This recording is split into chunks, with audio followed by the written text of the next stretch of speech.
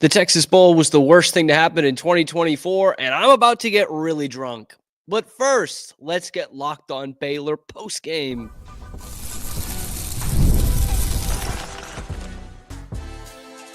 You are Locked On Baylor, your daily podcast on the Baylor Bears. Part of the Locked On Podcast Network, your team every day. Hey there, Bears fans. Welcome to another episode of the Locked On Baylor football postgame show. I'm your host, Cam Stewart of ESPN Central Texas, and the Cam Show on YouTube, powered by Rogue Media Sports Network. It's all part of the Locked On Podcast Network, where it is your team every day. I'm in a nondescript location, an undisclosed location in the coal belt, because I wanted nobody to bother me when this happened.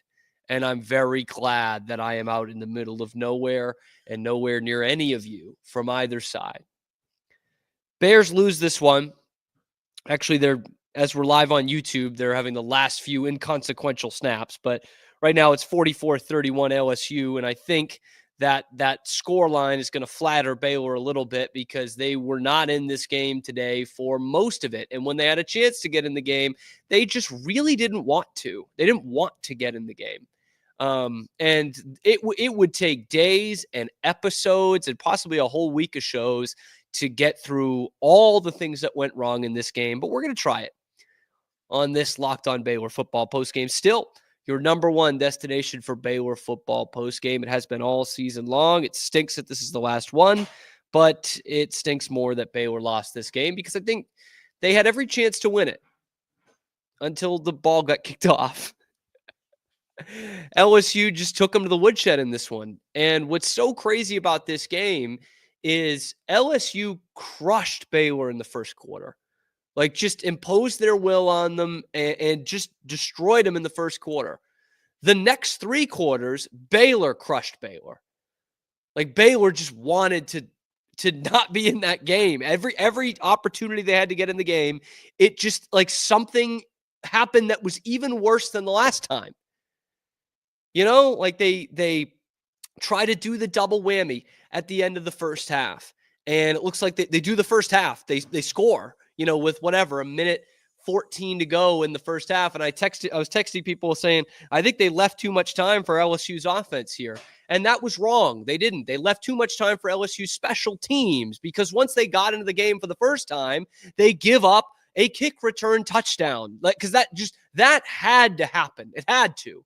So we go from 28 to 14. I think they missed the extra point after it to 34 to 14. Then Baylor does score before the half. Now, it's a field goal. They tried to go ballsy twice and didn't get in the end zone. And so they go and kick a field goal.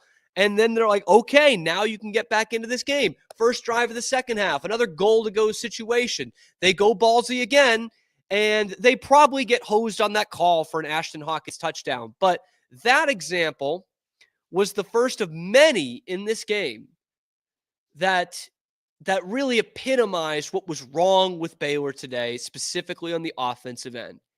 They just played for fourth down the whole game. I've never seen anything like it. I've seen teams do that in certain situations in a game where you're 3rd and 6, 3rd and 8, and you're just playing for a more manageable fourth down. And it's typically when you're down a couple scores and you're going to go for it anyway. Baylor started doing it in the second quarter. They just started playing for fourth down. I just couldn't understand it.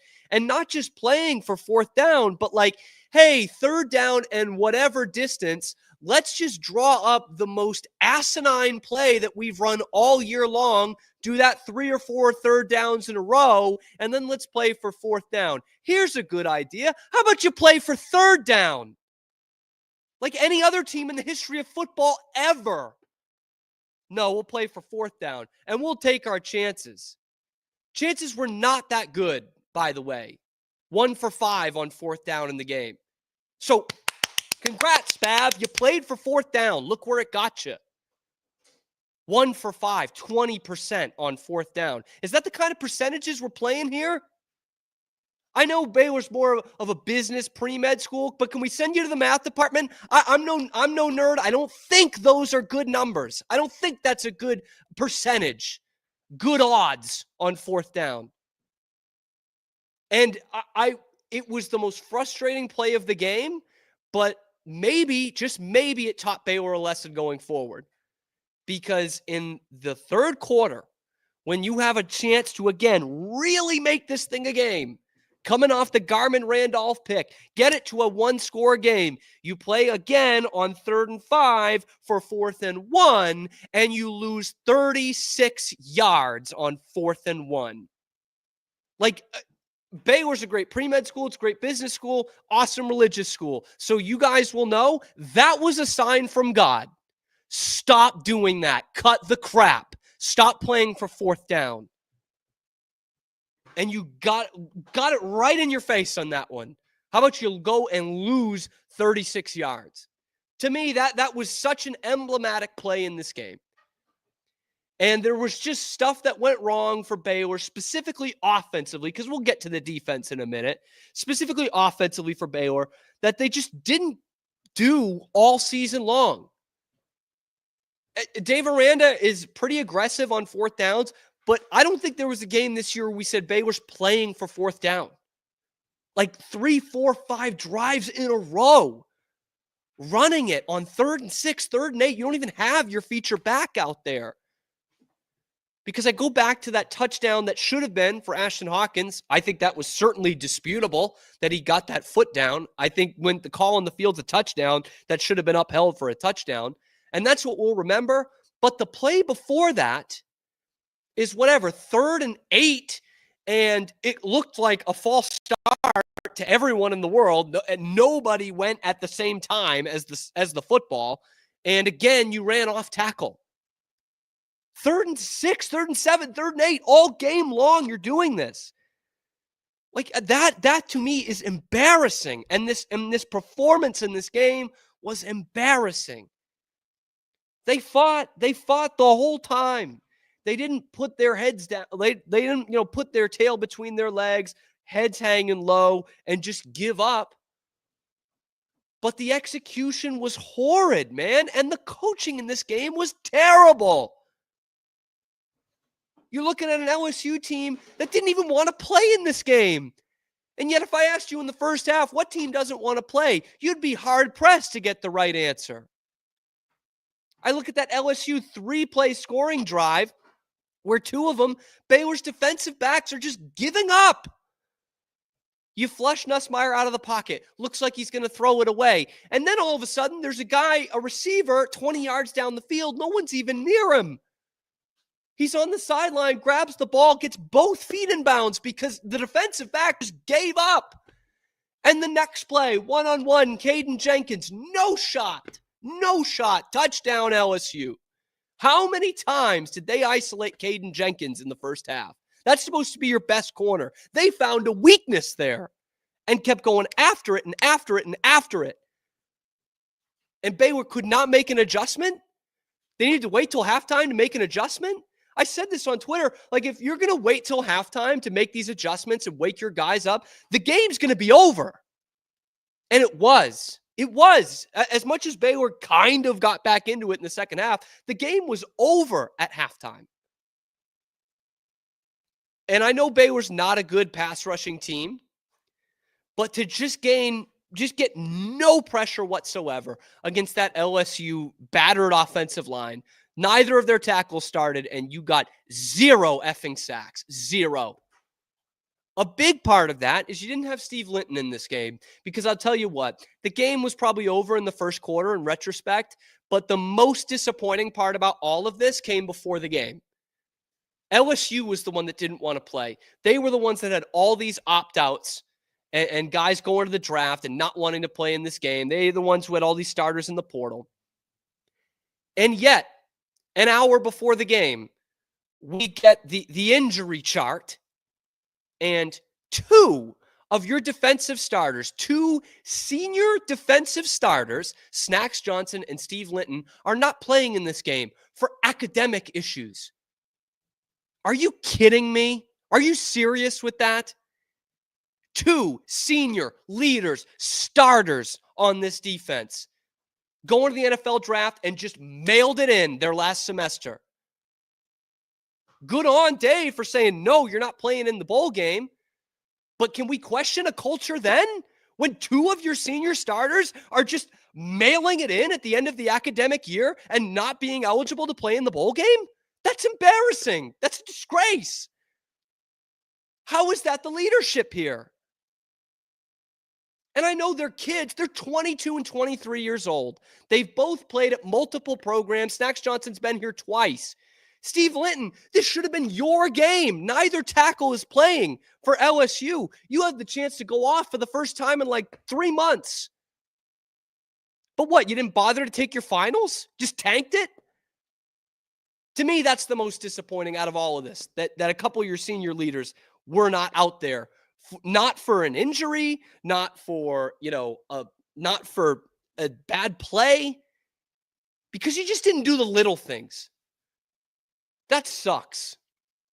And it's not the first time this year that Baylor defensive starters and an offensive starter too, in Michael Trigg earlier in the year, are not playing in key games because they're being disciplined for things that happen off the field.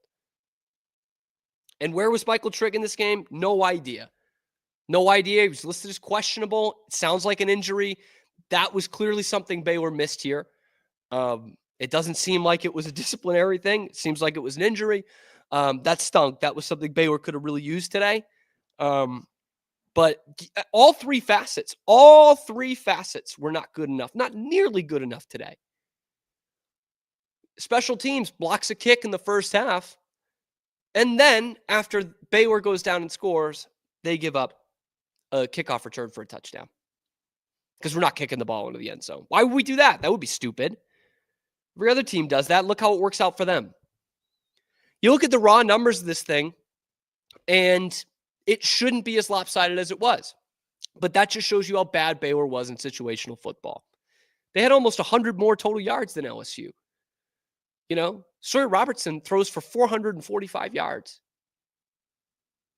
And yet, wasn't there. You face the worst rushing defense in the SEC. And your leading rusher had 3 yards of carry. Yeah, maybe they were all right. Maybe the SEC just shouldn't even be playing Big 12 teams. Maybe that's just like major leagues playing AAA. I was sick of hearing that crap, but after a game like today, what can you think? Makes me feel real bad for Arizona State tomorrow. If this is the standard. God, it stinks. 1 for 6 on 4th down in the game. Yeah, good job playing for 4th down. What a game plan. And this was far from the biggest issue, but I don't know what was up with Sawyer today. Did not look comfortable during the whole game. Missed some throws in the first quarter, and then I thought Baylor was naive or just not bright in going away from the pass game for a lot of that first half. I thought it really hurt them, specifically on 3rd down. Like how many times they ran with 3rd and 5 or more. It was incredible. But the proof was in it. Like Sawyer was just not 100% today. 30 of 51, which is, a little below his season average in terms of completion percentage. But he was missing guys. He was putting too much mustard on it. I know he's dealt with a bit of an injury the last couple of weeks and months. But Dave Aranda said he was 100%. Like he was bouncing around, ready to go. And it just didn't look it today. No one looked ready to go today. Most of that first half, it looked like the same old weeks 1 through 4 and all of 2023 Baylor. It's just a team that was not ready to take the field, not ready to play. And it was even more disappointing that you look at a team on the other side that did not care about this game, or at least that's what we were told. And that's what we see from the SEC every year. And I mean, their own Locked On host picked against them in this game, by the way. Locked On LSU does a great job, by the way. But I thought Dave Aranda flat out got outcoached today. I did not think it was a good Jake Spavital game at all. But when you look back at it, the first quarter, the game was over. I mean, they fought, but after a tip ball pick 6, Then Bryson Washington gets hurt, and all of a sudden you can't exploit LSU's biggest weakness, and you're playing from behind, 2 scores behind 8 minutes into the game. Like, at that point, it's over. You know, the first snap, the first drive, LSU goes right down the field, and wasn't the end of the world, right? Garrett Nussmeier's a hell of a quarterback. They had a good first drive scripted, but then, you know, it's kind of unfortunate. It's a tip ball, and it's a pick six, and the game's over. A kid from Alito doing it, too. That was nice, warm and fuzzy. Anyway, that was just a really, really frustrating way to end this season, which was such a fun season, such a good ride, 6 wins in a row. The program is certainly in a better place than it was 2 months ago, way better place than it was at the beginning of 2024. But make no mistake, this was a really crap way to end it. Because I thought Baylor could have won this game. I really do. That was not me being facetious in the buildup. I thought Baylor should have won this game. But, I mean, LSU missed half their team, and here they are, taking Baylor to the woodshed. There's plenty of things to address. Plenty of things to address. I think it's funny that, you needed to bolster your defensive backfield in the portal. And I haven't disliked any of the moves they've made, but you've got all safeties. You think after today's game, they're just going to be looking at safety? No, I think you need some pretty serious help at cornerback. I think your cornerbacks room is on life support. And it didn't have a great year, even when things were going well. But that was just, they were dragged today. I mean, put some bread in the toaster and set it to the absolute highest setting. And a minute later, when it comes out, that's what Baylor's defensive backfield was today. Just brutal. Just brutal. And what's so disappointing about this game is we know Baylor can be good. This was not going from 2-4 to 2-5. We know how good this team can be. And it was finally an opportunity for them to prove themselves on a national scale, and that's what we got. That's what we got. Let's go to some of the comments here. I don't get how Dave is a defensive genius when the defense had the same glaring issues all year long. You know, Dylan, it's not a bad point. In fact, I'd say it's a good point. And I was trying to kind of keep it limited in the buildup in terms of this has not been a good defensive backfield all season long, but I genuinely thought it was better the last few weeks of the season. They forced 3 turnovers against Kansas. They really kind of put them into a corner. You look at LSU, they don't have 3 of their top 4 pass catchers. That was, just totally unacceptable. Unacceptable today. Kevin says we were sloppy, but it's a solid showing. I don't agree with that. We almost made it much worse. I think Baylor made it really difficult on themselves in this game. You get hosed on that call. Yes, you do. But I think that's like where we talk about in sports, like earning your luck. You got bad luck, but you didn't earn good luck because, the absolute just dog mess play call you put out there on 3rd down before that play, that's karma. That's coming back to get you.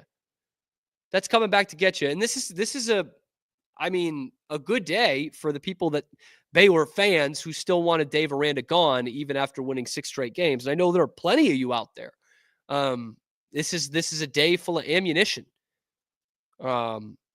Jordan says LSU should have scored 50 with a makeshift offensive line and missing those 3 huge playmakers. You're right. You're right. No offensive line, none of your big playmakers in the pass game, allegedly, Anderson, and no run game.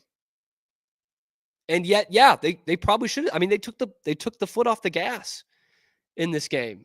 Hoping Bryson Washington's okay. Me too. Little ugly dude crying yet. Not yet. Not yet. Ugly, but not crying. I don't know. I think the hair's coming in well. I don't know. My mom loves my face. Consistent high snaps from the center. Yeah, I don't know what that was from Colton Price today. This was not an issue really all year. I think that might have been an issue early on in the season, but Certainly not an issue the last 6 or 8 weeks of the season. And yet here we go.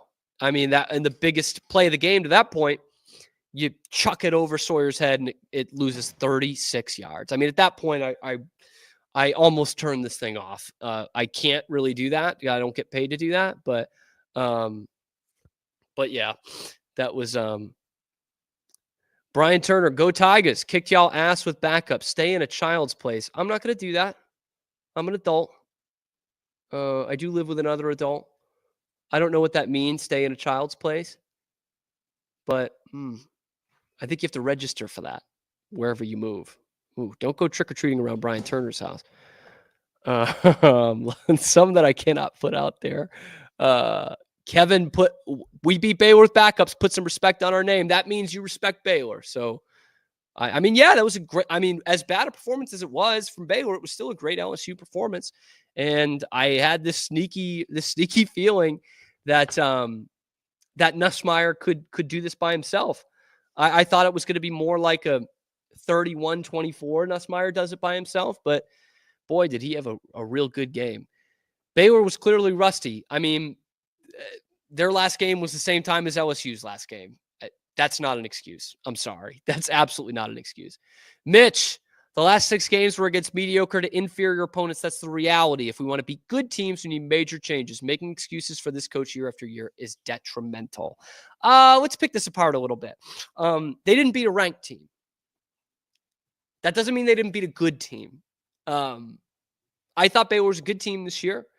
They did not beat a ranked team, but you look at Tech and TCU, I mean, those were probably the 2 biggest wins at the time. They finished with the same record. So it's tough for me to call those inferior teams. Baylor beat them. I mean, Tech was 5-1 and top of the Big 12 at the time when you went out to Lubbock and beat them. So that one, yeah, they didn't beat a great team this year. And if they had the team they had in November and September, maybe they would have, but that's shoulda, woulda, coulda. Yeah, it was, I mean, just not a good one today. LSU didn't want to play. Where do you get this? I got it from your guys' fans. And like, look, that's okay. That's not even a knock. But like year after year, SEC teams do not want to play in these games. They don't care. And it's evidenced by however many guys opted out of this game. I mean, half the starters were opting out of this game. So that's where I get. I'm not reading the rest of that. That looks like the Bible. I mean, yeah. Wesley says you're not getting anyone better than Dave A. I don't think Dave Aranda should be fired.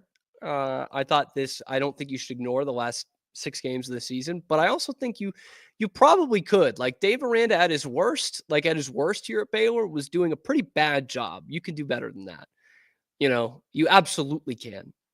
And there's still some Baylor fans who are going to argue that Matt Rule did a better job. I don't necessarily agree, but Robert says, I need to get off YouTube for the rest of my life. I should, you know, except, you know what? I get money to be on YouTube. So I kind of like that. Both these teams had horse ass calls, or both these. Yeah, I don't get that. Pete, you got to clean up your grammar there. I didn't like the officiating today, but obviously that had nothing to do with the result of the game. And I think there were some calls that LSU should have been kind of up in arms about, but credit to LSU again. They found out early on they're going to let you play in the passing game, like defensively. You're going to get away with some stuff. I thought there were some that they got away with too much. In fact, in leading up to that Ashton Hawkins touchdown, non-touchdown, there absolutely should have been a pass interference in the end zone, probably 2 plays before that. But you know what? When they're not calling that, like that's how you've got to play. And I don't think Baylor was close enough to get hands on guys to play physical. I really don't. Yeah. This is an interesting one because I talked about the 4th downs earlier, but Mitchell asked, what's your take on going for it on multiple 4th downs inside the LSU 40 when only down 10 to 17 points? This was kind of interesting because, again, there are times where I'm like, go for it. You know, 4th down, 4th and 3, 4th and 2, the offense you've got, just do it, especially in a bowl game, right? Like, kind of who cares? But the thing with Baylor is they were like, they couldn't decide whether they wanted to be ballsy or not. In fact, I think it was our old pal Drake Toll who pointed it out on Twitter. I know a lot of you have muted him, but he had a good point. Like, they were really lining up for field goal before half. They get, the couple of penalties, and they end up then getting ballsy and going for the touchdown. And then the next time down, then they're like, okay, we're going for it. It's like, it's the same margin essentially. You could have, it was a 10-point game at that point, right? No, there was one point where it was 17 because you could have made it a 3-score game to a 2-score game. And that's, for me, it's like 50-50, but like, I'm not criticizing you for taking a field goal there and making it a 2-score game. There was a couple of times, and I think that's what you're referencing, Mitchell, that Baylor could have done that. And I don't really know why. They just couldn't decide whether they were being ballsy or not. And the playing for 4th down makes it even more perplexing when you didn't know if you were going to be, going for it or not, both literally and kind of metaphorically going for it. But look, I guess I'll give you the silver lining. They didn't quit. A lot of teams would have quit in the bowl game, but they didn't. I still love this group of players. You're bringing a lot back. But of course, I mean, there's got to be questions asked after a game like this. There's got to be questions asked as to what level you can get to next year. I still think this is going to be a good team. And on paper, it's a team that probably should compete for the Big 12 championship. But you've got to ask some questions. You've absolutely got to ask some questions about this team. And of course, we're going to be doing that all off season long. Before we get out of here, it is New Year's Eve. Our next episode to you will be in 2025. And so I've just got to reflect on what an awesome year 2024 was for this channel. It was so amazing. I mean, not like any of the teams won a national championship or a Big 12 championship or anything, but you guys showed out big time for me and for Locked On Baylor. As some of the other media entities around Baylor are starting to decline. I think the 365 guys were a little surprised to see all the guys that weren't playing for LSU that they were talking about 3 days before the game as being X factors. This channel just kept growing. We got over 600,000 views this year. We went over 1,100 new subscribers and earned me some money. But seriously, you guys have made an awesome community, as we see again in these live post games. You guys really show out for this, and it's become like it's become such a fun thing to do. This can be work sometimes. It's every day. In the summer, it can get real brutal. But you guys have made for an awesome community, and it's been a really fun year to do this show, especially in this football season, which, really sour ending to it, but a hell of a season, a real fun time these last 6 games and going into this bowl game. This was really fun. And to some of the comments on here, I did think Baylor was going to win. They didn't. It happens. It's a 50-50 shot. Thank you guys so much for making this the #1 spot for Baylor football post game and for growing this channel so much. I didn't grow the channel. You guys grew the channel. So thank you so much. And look, we're not slowing down. We're heading into 2025 full steam. We are going to be asking the questions, giving the answers. We do have to start talking basketball again because, lest we forget, Baylor is a basketball school, won comfortably over Utah today to open the Big 12. But like I said earlier in the show, this is going to take a couple of episodes to break down everything that went wrong this game and everything that went right this year. Thank you guys so much for making it your first listen today and every day. Be sure to like and subscribe. It helps out the channel a ton. My LSU fans in here, give it a like, guys. I know you're enjoying this. This is fun, man. This is fun when you get to come into the post game and gloat. And I like when you guys do that. So thank you guys for joining in. Be sure to ring that notification bell too. We got stuff going on all the time. So you ring that notification bell, you get notified every time we're dropping something on YouTube and then wherever you get your podcast. Tell your friends, like and subscribe, and we'll see you on the flip side in 2025 on Locked On. Where is the sign out? Baylor.